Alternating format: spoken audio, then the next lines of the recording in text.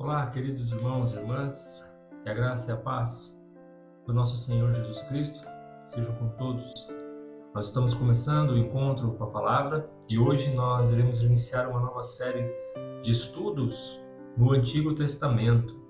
Nós iremos falar sobre corrupção e juízo, né?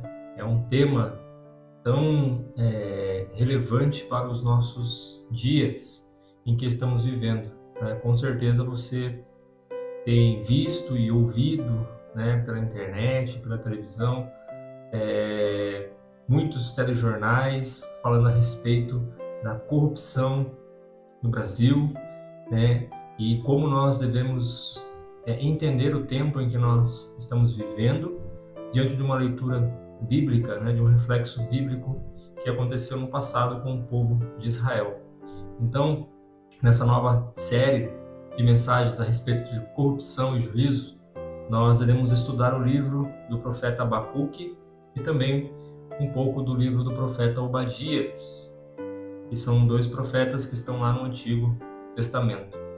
Então hoje o tema do nosso encontro com a palavra é Abacuque, o profeta que viu a corrupção.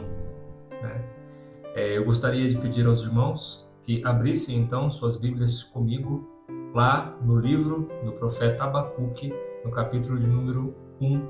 Nós iremos ler o versículo 1 e 2. Abacuque, capítulo 1, versículo 1 e 2.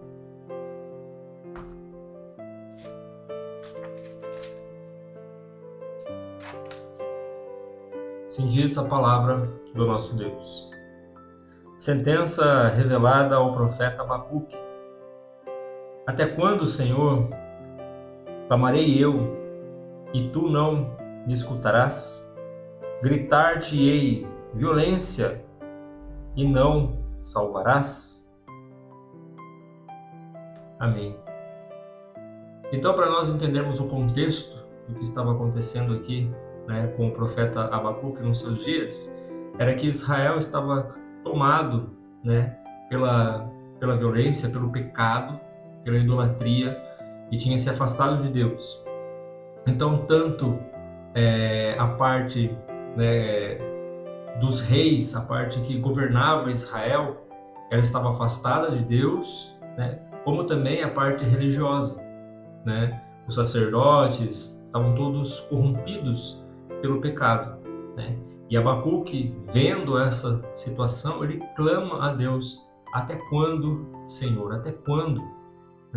Tudo isso irá acontecer, essa corrupção não somente no sistema legislativo, que governa o país, a monarquia, mas também a religiosa, com os profetas que profetizavam profecias mentirosas, os sacerdotes que estavam corrompidos pela ganância, aceitavam suborno.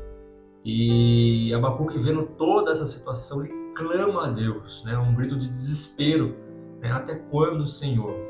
Então o livro de Abacuque ele foi escrito entre o ano de 612 a 589 a.C. O nome Abacuque significa aquele que abraça, ou abraçador. Então, na época de Abacuque, quando Abacuque viveu em Israel, mais especificamente no sul, onde ele estava ali, Judá, todo o sistema então estava corrompido. Havia uma decadência espiritual, moral, entre a sociedade. A sociedade vivia sob a regente ali, sobre a violência, vivia de acordo com o pecado, com a idolatria. Então tinha muita coisa dentro da sociedade ali que o povo de Deus estava praticando, e isso era contra a palavra de Deus. Então Abacuque ele questiona a Deus, como nós vemos no versículo 2 aqui: até quando, Senhor? E Deus responde a Abacuque. Então podemos dividir essa resposta de Deus em dois diálogos. Então Abacuque pergunta: até quando, Senhor? E Deus responde para ele no primeiro diálogo. Deus diz assim: porque Deus não age diante da injustiça em Judá, e Deus responde a Abacuque: levantarei os caldeus, ou seja, os babilônicos, como instrumento de juízo para Judá. Essa resposta está ali entre o versículo de número 1 até o versículo de número 11 do capítulo 1 que nós lemos. Então Abacuque questiona: Deus, até quando? Até quando a violência, o pecado, a corrupção irá tomar conta do país e o Senhor não irá fazer nada? Então Deus responde a Abacuque. Deus fala para ele: olha, eu estou levantando os caldeus, ou seja, os babilônicos, para que seja um juízo na vida, do povo de Judá. E então, quando Abacuque ouve, essa resposta de Deus, ele questiona Deus novamente, porque ele não entende. Então ele questiona Deus de novo. Então Abacuque pergunta para Deus novamente: como o justo pode sofrer nas mãos de um povo mais injusto, mais ímpio ainda? Abacuque não entende. Peraí, Senhor, eu estou te questionando a respeito, da nossa nação. E o Senhor me diz que vai levantar uma outra nação que seja juízo sobre nós. Mas essa nação é tão pecaminosa quanto nós. Ela também é idólatra, é imoral, não serve ao Senhor. E o Senhor vai abençoá-los, o Senhor vai dizer que eles serão o juízo para as nossas vidas, o Senhor vai estar com eles. Abacuque não entende a resposta de Deus. Ele fala: como? Como o justo vai sofrer na mão do ímpio? E Deus responde novamente a Abacuque, lá no capítulo 2, no versículo 4. O justo viverá pela fé.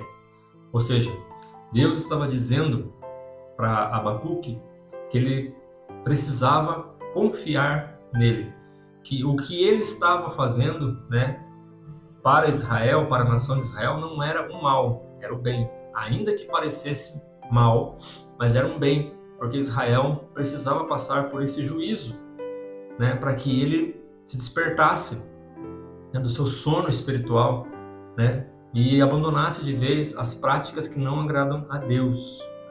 Então Abacuque, no capítulo 3, ele faz uma oração a Deus, e ele entende que tudo que está acontecendo, é porque Deus está no controle de todas as coisas. Então, ele diz naquele versículo tão conhecido nosso, Abacuque capítulo 3, versículo 17 a 19. Ele diz assim: ainda que a figueira não floresça, nem haja fruto na vide, o produto da oliveira minta, e os campos não produzam mantimento, e as ovelhas sejam arrebatadas do aprisco, e nos currais não haja gado, todavia eu me alegro no Senhor, exulto no Deus da minha salvação. O Senhor Deus é a minha fortaleza, e faz os meus pés como da corça, e me faz andar alteiramente. Então, vejam como Abacuque, ele finalmente compreende, ele aceita então que Deus está trabalhando, está usando esse povo como juízo, mas é para o bem do povo de Israel. Ele entende isso.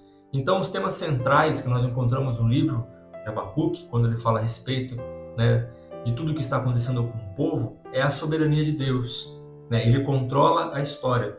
Deus trabalha através da história. E Deus pode sim usar nações ímpias para cumprir os seus planos. É propósito de Deus. Quantas vezes nós não vemos no Antigo Testamento, quando Israel se desviava e Israel era atacado pelos povos vizinhos, e Deus falava: olha, eu vou levantar esses povos para que eles aflijam vocês, para que vocês se voltem para mim, se arrependam de seus pecados. Então Deus sempre estava disposto a corrigir os seus filhos, a corrigir Israel, para que eles voltassem à sua presença, a praticar as boas obras, a praticar a lei do Senhor. Então encontramos essas passagens no Antigo Testamento de várias nações que eram ímpias, que não serviam a Deus, mas que Deus usava para a correção do seu povo. Mas aí nós também aprendemos a ver o problema do mal.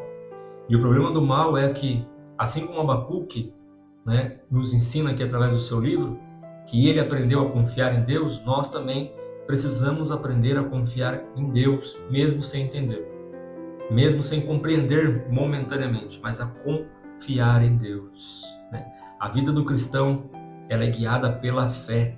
É um versículo que Martinho Lutero usou na Reforma Protestante, é um versículo que Paulo parafraseou lá em Romanos, no capítulo 1, né, versículo 17, o justo viverá pela fé. Nós vivemos pela fé, e essa fé em Cristo Jesus, o nosso Senhor e Salvador, essa fé em Deus, que nos faz confiar nele. E a partir do momento em que nós confiamos e cremos, o nosso coração se alegra em meio às crises, né, e às tempestades, à turbulência, né, da nossa vida, do que nós estamos vivendo. Nós aprendemos a confiar em Deus e o nosso coração, ele se alegra. Então, Abacuque, ele nos ensina, né, que a fé verdadeira não depende das circunstâncias, mas do quanto nós confiamos no caráter e na fidelidade de Deus. Ao olharmos o cenário que Abacuque viveu no período aqui, né, de Israel, ele viu a corrupção. Então, é preciso imaginar, né, esse homem, né, tendo o coração puro, o coração dedicado a Deus, vivendo no meio dessa corrupção, né, vendo a corrupção, vendo que todos estavam, né, entregues ao pecado. Ninguém tinha temor mais, né? As pessoas faziam coisas que desagradavam a Deus e não se arrependiam disso, né? As pessoas se entregavam ao pecado, praticavam a maldade, né? Então o clamor de Abacuque muitas vezes é o clamor nosso diante da nossa nação. Quantas vezes nós não ligamos a nossa televisão ou entramos na internet e só ouvimos falar de corrupção, né? Só ouvimos falar de roubo, de maldade. E até quando, Senhor? Até quando, né, o Brasil continuará nessa lama? E quando virá a ordem e o progresso que nós estampamos em nossa bandeira? Quando, Senhor? Né? E podemos crer e confiar em Deus, que Ele está trabalhando, que Ele está agindo, né? E infelizmente, né, se tivermos que passar por situações difíceis em nossa nação, é porque o Senhor nos ama e Ele repreende a todos aqueles que Ele quer bem. Assim como Israel precisou se humilhar e voltar aos pés do Senhor, nós, como nação, como brasileiros, nós precisamos voltar aos pés do nosso Senhor. Nós precisamos nos arrepender dos nossos pecados. E eu não falo somente do meu pecado, mas do meu pecado como nação, como Brasil. Nós precisamos nos arrepender da nossa maldade, do nosso orgulho, do nosso egoísmo, da nossa falta de temor diante de Deus e diante da sua palavra. O profeta Abacuque, ele viu a corrupção e ele não se calou, ele não conscientizou com isso, se conscientizou com isso. Ele foi até Deus e procurou respostas. Onde nós estamos procurando as respostas? Na política? Na sociedade? Nós só encontraremos respostas para o nosso país quando nós nos voltarmos para Deus, quando nós buscarmos ao Senhor.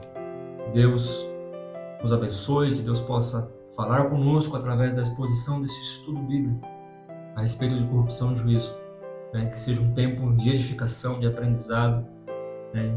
De quebrantamento, possamos estar com o nosso coração contrito diante da presença de Deus. Eu desejo a todos um ótimo final de semana e até o próximo encontro com a palavra. Um forte abraço e até lá.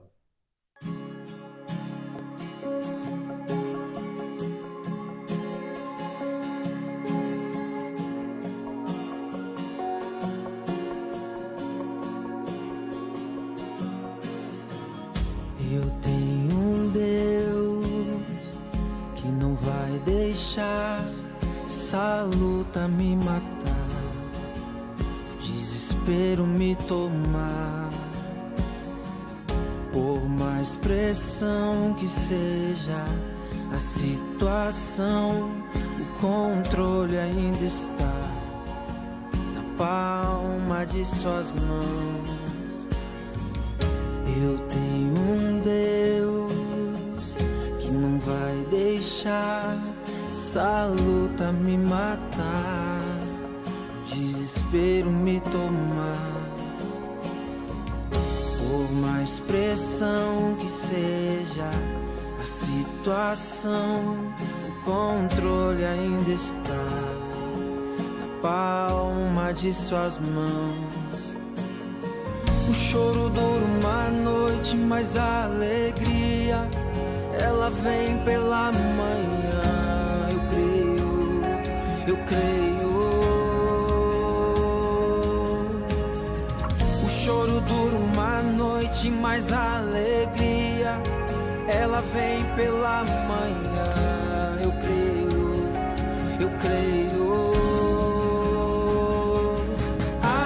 Ainda que a figueira não floresça e não haja fruto na vide, e o produto da oliveira minta, todavia me alegrarei, todavia me alegrarei, todavia me alegrarei.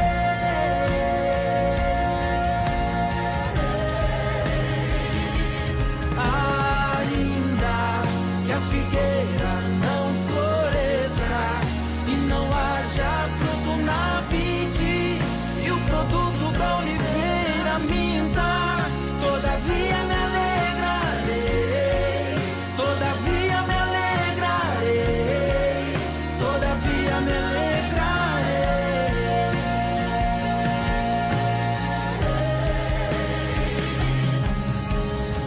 O choro dura uma noite, mas a alegria ela vem pela manhã. Eu creio.